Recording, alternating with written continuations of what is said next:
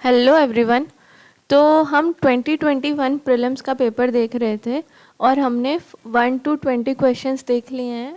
उसकी 2 वीडियोस हैं, तो अगर आपने वो वीडियोस नहीं देखी हैं तो प्लीज़ उसे जाके देख लीजिए पहले, ताकि आपका फ्लो बना रहेगा। और ये वीडियो 3rd पार्ट है और बाकी जो वीडियोस हैं उसका मैं लिंक डिस्क्रिप्शन में दे दूँगी। तो चलिए स्टार्ट करते हैं। तो नाउ 21st क्वेश्चन देखते हैं। Which one of the following is used in preparing a natural mosquito repellent? तो नेचुरल मॉस्किटो रिपेलेंट किससे बनता है? तो अगर ये आपको पता है तो ठीक है, नहीं पता तो इसमें ज़्यादा कुछ गेस वर्क तो चल नहीं सकता। तो इसका सीधा सीधा आंसर है लेमन ग्रास। लेमन ग्रास है इसका आंसर।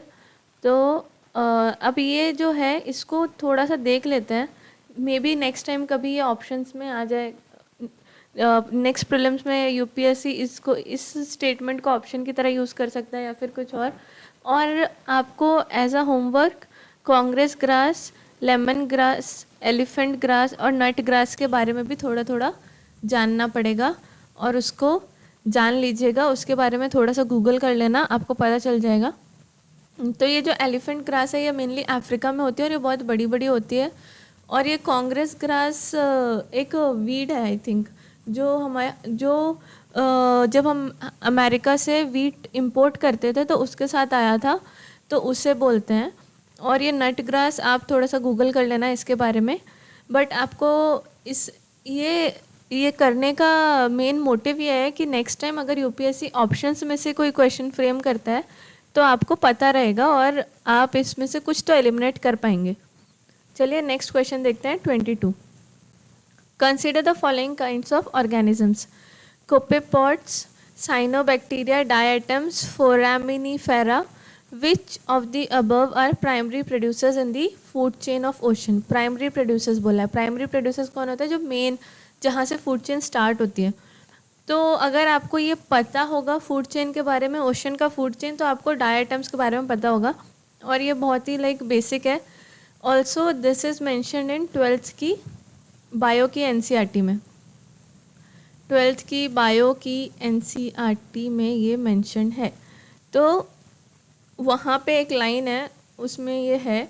तो अगर आपको पता है कि डायटम्स है, तो जैसे कि मैंने जब ये पेपर अटेम्प्ट किया था मुझे पता था कि डायटम्स तो है, तो जैसे ही डायटम्स पता है तो ये तो एलिमिनेट हो गया और ये भी एलिमिनेट हो गया। 2 ऑप्शंस बचे हैं। अब now you can take 50-50 chance. अगर सही है तो सही हो जाएगा, नहीं तो फिर गलत हो जाएगा। तो इसका करेक्ट आंसर है B, that is cyanobacteria and diatoms. Now ये ऑप्शंस भी थोड़ा थोड़ा, जो बाकी के ऑप्शंस दिए हैं उनको भी थोड़ा थोड़ा पढ़ लेना, ताकि नेक्स्ट टाइम अगर कोई क्वेश्चन आता है इसमें से तो you can at least eliminate something. Now consider the following animals. तो hedgehog, mammoth, pangolin. To reduce the chance of being captured by predators, which of the above organism roll up and protects its their vulnerable part? Okay, so कौन सा animal है जो खुद को roll up कर लेता है ताकि वो अपने प्रेडेटर से बच सके? प्रेडेटर्स क्या होते हैं? जो उसको खाने वाले हैं। तो नाउ पैंगोलिन के बारे में तो कितना पढ़ते हैं हम लोग, जब हम कोई भी एनिमल इन न्यूज़ पढ़ते हैं, स्पीसीज इन न्यूज़ पढ़ते हैं, तो पैंगोलिन इज़ दी सबसे पहला चॉइस। सबसे पहले हम पैंगोलिन के बारे में ही पढ़ते हैं। तो ये तो आपको पता होगा, पैंगोलिन तो है ही ऑप्शन। तो जैसे ही पता है तो ये दोनों तो हो गए। नाउ ये दोनों एलिमिनेट हो गए, इन दोनों में से ही कोई एक होगा। अगेन यू हैव 50-50 चांस, तो यहाँ पे भी चांस ले सकते हो आप। तो अगर आपको पता होगा, मैमथ तो नहीं होगा वैसे, और हेजहॉग जो होता है उसका नाम देखो। अगर नहीं भी पता है तो थोड़ा सा गेस वर्क लगा के, इफ़ यू थोड़ा सा सोचोगे, तो हेज का मतलब क्या है कि किसी से ऐसा प्रोटेक्ट जैसा कुछ बना लिया है, शील्ड जैसा कुछ बना दिया है। मतलब hedge is like a wall या फिर समथिंग लाइक दैट, ऐसा कुछ है। तो उसके नाम से ही कुछ तो लग रहा है कि प्रोटेक्शन, वैसा कुछ लग रहा है। तो वैसा सोच के आप इस पर थोड़ा चांस ले सकते हो। वैसे भी दोनों में से कोई एक तो चूज़ करना ही है। तो अगर हम इसको चूज़ करते हैं तो आपको करेक्ट आंसर मिल जाएगा, दैट इज़ 1 और 3। थोड़ा सा नाम पे भी देख लेना चाहिए, क्योंकि नेम से भी बहुत सारी इन्फॉर्मेशन मिल जाती है बहुत बार। तो नेक्स्ट दूसरा क्वेश्चन देखते हैं 24। With reference to New York declaration on forest, okay, New York declaration on forest के बारे में पूछा है, which of the following statements are correct. ठीक है, तो करेक्ट पूछा है यहाँ पे। It was first endorsed at United Nations climate summit in 2014। Okay, यहाँ पे देखो दो फैक्ट्स है, यूनाइटेड नेशंस क्लाइमेट समिट और 2014। नेक्स्ट क्या है, it endorses a global timeline to end the loss of forest. तो ये काफ़ी ज़्यादा सिमिलर लग रहा है इससे, तो may be this is correct. Now it is a legally binding international declaration. अब यहाँ पे थोड़ा सा ध्यान देना है कि ये क्या है, लीगली बाइंडिंग बोला है। तो usually declarations are not legally binding, जो कन्वेंशंस होते हैं, ट्रीटीज़ होती है, वो लीगली बाइंडिंग होती है। तो यहाँ पे थोड़ा सा डाउटफुल लग रहा है। नेक्स्ट देख लेते हैं, it is endorsed bye governments, big companies and indigenous communities. ये तो कितना जनरल है, तो ये तो करेक्ट होगा ही, ऐसा कुछ लग नहीं रहा है इसमें कि रॉन्ग हो सके वो।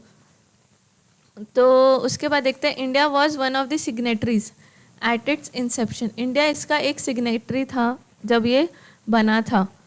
तो इसमें भी थोड़ा सा डाउट है, क्योंकि अगर हम ऑलमोस्ट सारी चीज़ें इन्वायरमेंट में जो शंकर IAS है उसमें हम कितने सारे डिक्लेरेशन ट्रीटीज़ के बारे में पढ़ते हैं, सो मैनी ट्रीटीज़ के बारे में पढ़ते हैं हम।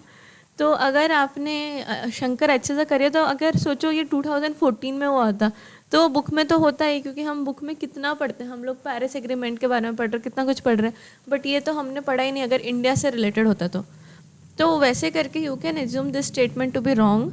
बट अगर ये नहीं भी आपको हो पा रहा है, बट फिर भी ये जो है थर्ड स्टेटमेंट की लीगली बाइंडिंग है, ये तो एकदम एक रॉन्ग लगता ही है। तो जैसे ही आपने थर्ड को रॉन्ग एज्यूम किया, you will be left with 2 options. अब यहाँ पे इसमें आपको ये देखना है कि कौन सा ज़्यादा सही लग रहा है इन दोनों में से। तो अगर हम इंडिया वाला, जैसे मैंने आपको बताया, तो वो उस हिसाब से इंडिया वाले को आप रॉन्ग एज्यूम कर सकते हो। और यहाँ पे ये जो है, it endorses a global timeline to end the loss of forest, ये तो एकदम सही लग रहा है, मतलब डिक्लेरेशन के साथ साथ जा ही रहा और कितना जनरल है। तो ये दोनों तो बहुत ही जनरल है, तो ये दोनों की करेक्ट होने की probability is more as compare to इसका करेक्ट होने की प्रोबेबिलिटी। तो वैसे करके आप ये सही आंसर पे आ सकते हैं। नेक्स्ट, मैग्नेटाइट पार्टिकल्स के बारे में पूछा है। तो आपका होमवर्क ये है कि you have to read about magnetite particles थोड़ा सा, क्योंकि मे बी नेक्स्ट टाइम वो ऑप्शंस में आ जाए, कहीं आ जाए। तो magnetite particles suspected to cause neurodegenerative problems are generated as environment pollutants from which of the following. तो ये एनवायरमेंट पोल्यूटेंट्स की तरह किससे जनरेट होते हैं। नाउ ऑप्शंस में क्या है, brakes of motor vehicle, engines of motor vehicles, microwave stoves within the homes, power plants, telephone lines. अब क्या है, यहाँ पे एक ट्रिक ये है सबसे बड़ी कि क्या है, पहली बात तो they cause neurodegenerative problems, मतलब कुछ तो ऐसी बहुत बड़ी सी प्रॉब्लम है, भले ही आपको पता नहीं है क्या है, बट वो something it is related to neurology और ऐसा कुछ है। Also they are environment pollutants. तो अगर इतना हार्म है इसमें, तो ये माइक्रोवेव्स में कैसे हो सकता है, हम माइक्रोवेव्स को कितना यूज़ करते हैं। तो अगर ये माइक्रोवेव्स में होता तो ये कितना बड़ा प्रोटेस्ट हो चुका होता अब तक तो, और लोगों ने यूज़ करना बंद कर दिया होता। लोग वैसे ही बहुत हेल्थ कॉन्शियस है आजकल तो फिर ये तो रॉन्ग हो गया। 3 जैसे ही रॉन्ग हुआ, ये रॉन्ग हुआ, ये रॉन्ग हुआ, you will get your answer and this is the correct answer. तो 25th का आंसर है बी। नाउ नेक्स्ट क्वेश्चन पे जाते हैं, विच one of the following is filter feeder. अब ये भी कितना बेसिक सा क्वेश्चन है, बट इसमें आपको पता होना चाहिए कि फ़िल्टर फीडर होता क्या है। तो फिल्टर फीडर्स क्या होते हैं, वैसे ऑर्गेनिजम्स होती हैं, ऐसी फिश होती हैं जो पानी को फिल्टर करके अपना खाना खाती है। तो मतलब ये क्या करती है, पानी एक साथ पूरा ले लेती है, उसमें से फ़िल्टर करके अपने न्यूट्रिएंट्स एब्जॉर्ब करती है। तो अगर पता है तो ठीक है, नहीं पता तो ये बहुत ही फैक्चुअल है, अटेम्प्ट नहीं करने चाहिए ऐसे क्वेश्चंस। इसमें कोई गेस वर्क चलता नहीं है ज़्यादा, पता है तो ठीक है। इसका आंसर है ऑयस्टर, ऑप्शन सी। तो ऑयस्टर क्या है, oyster is a filter feeder. Now 27th पे जाते हैं, in case of which one of the following biogeochemical cycles the weathering of rocks is the main source of release of nutrients to enter the cycle. Now अब ये जो है question तो जो है वो है, बट यहाँ से टेक अवे ये है कि आपको ये सारी साइकिल पता होनी चाहिए, all of this cycles you should know, ठीक है।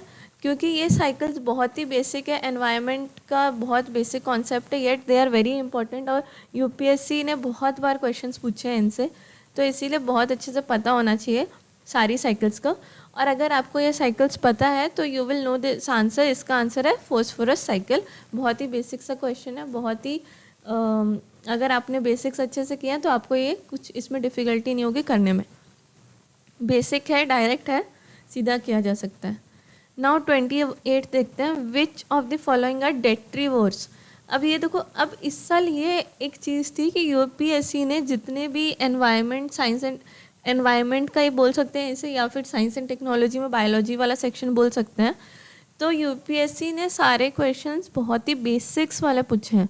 मतलब इसमें कुछ हाईफाई नहीं है, कुछ रॉकेट साइंस नहीं है, सीधा सीधा कि डेट्रीवोरस कौन है, फिल्टर फीडर क्या है, ऐसे क्वेश्चंस पूछे हैं। तो इसीलिए बेसिक्स को इग्नोर नहीं करना चाहिए।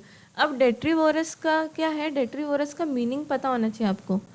तो डेट्रीवोर्स क्या होते हैं, वो होते हैं जो डेड मैटर्स को डिकम्पोज करते हैं, ऑर्गेनिक वेस्ट को डिकम्पोज करते हैं। तो आपको पता होगा कि अर्थवॉर्म तो होता ही है, क्योंकि earthworm is known as farmers friend. तो अर्थवॉर्म तो करेक्ट है, तो हमारा एक ही ऑप्शन एलिमिनेट होता है। नेक्स्ट क्या है, वुड लाइस। देखो, तो वुड लाइस आपको पता होगा, वुड लाइस क्या करता है, वो उसको ठीक है चलो, वुड लाइस नहीं भी पता अगर, तो सी हॉर्स ही देख लो। सी हॉर्स तो नहीं होगा, डेट्रीवोर्स कैसे होगा। तो आपने जैसे ही फोर्थ ऑप्शन एलिमिनेट किया, तो now this will get eliminated और this will get eliminated and you will get your option answer, that is option C. तो अब यहाँ पे क्या करना है आपको जेली फिश के बारे में पढ़ना है, मिलीपेड्स के बारे में पढ़ना है, सी हॉर्स के बारे में पढ़ना है, वुडलाइस के बारे में पढ़ना है, सबके बारे में थोड़ा थोड़ा पढ़ लेना है, ताकि नेक्स्ट टाइम अगर कभी ऑप्शंस में ये है तो आप इसमें कुछ एलिमिनेट कर पाओ। ठीक है, तो नेक्स्ट पे चलते हैं। The common carbon metric supported by UNEP has been develop for, common carbon metric के बारे में पूछ रहे हैं। अब इसमें क्या है कि ये भी बहुत ही ज़्यादा फैक्चुअल है, एक टर्म दिया है और उसके बारे में आपसे पूछा जा रहा है। तो ये है क्या, assessing the carbon footprint of the building operations around the world, enabling commercial farming entities around the world to enter carbon emission trading. इसमें देखो, ये तो कैसा ऑप्शन है, कमर्शियल फार्मिंग एंटिटीज़ को बोल रहे हैं वो, तो ये तो लगता ही नहीं कहीं से भी ये होगा, तो ये तो रॉन्ग हो गया। enabling governments to assess the overall carbon footprint caused by their countries, ये कहीं कहीं थोड़ा बहुत सही लग रहा है, तो इसको रखते हैं तब तक।